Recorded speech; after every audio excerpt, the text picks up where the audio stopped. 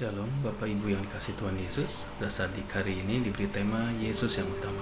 Sebelum kita mendengarkannya, mari kita berdoa. Terima kasih Tuhan Yesus untuk kasih penyertaan-Mu, pertolongan-Mu, dan perlindungan-Mu dalam kehidupan kami sehari-hari.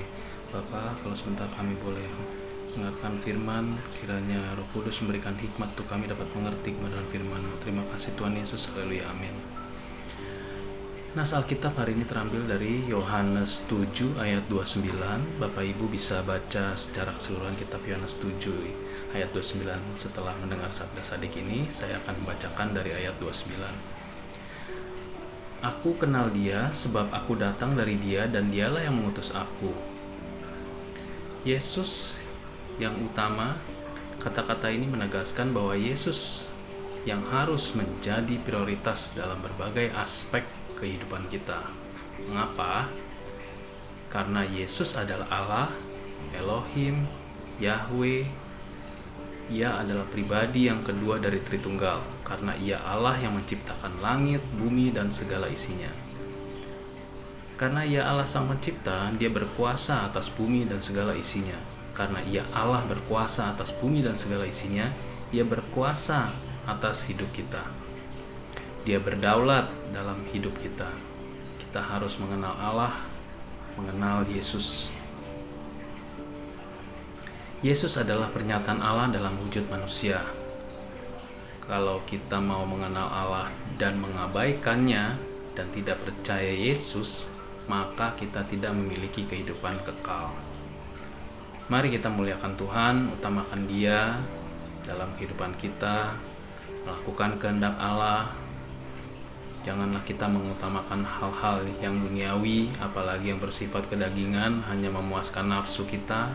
Berikan hidup kita untuk Tuhan, mulailah membaca firman Tuhan, mulailah melayani Tuhan, mulailah mengabarkan jalan keselamatan kepada orang yang belum percaya. Dalam Matius 6 ayat 33-34, tetapi carilah dahulu kerajaan Allah dan kebenarannya, maka semuanya itu akan ditambahkan kepadamu. Sebab itu janganlah kamu khawatir akan hari esok, karena hari esok mempunyai kesusahannya sendiri. Kesusahan sehari cukuplah untuk sehari. Dalam nas ayat di atas, carilah dahulu kerajaan Allah, sudah jelas arti dari ayat di atas adalah kita harus mengutamakan Tuhan Yesus. Prioritas nomor 1, carilah Dia. Lakukan dahulu apa yang jadi kehendaknya. Tidak dikatakan carilah dahulu urusan-urusan atau pekerjaan duniawi, bahkan bukan kesenangan nafsu atau daging. Ketika kita percaya dan mau ikut Yesus, jangan kita berharap hidup kita akan terus mulus dan lurus.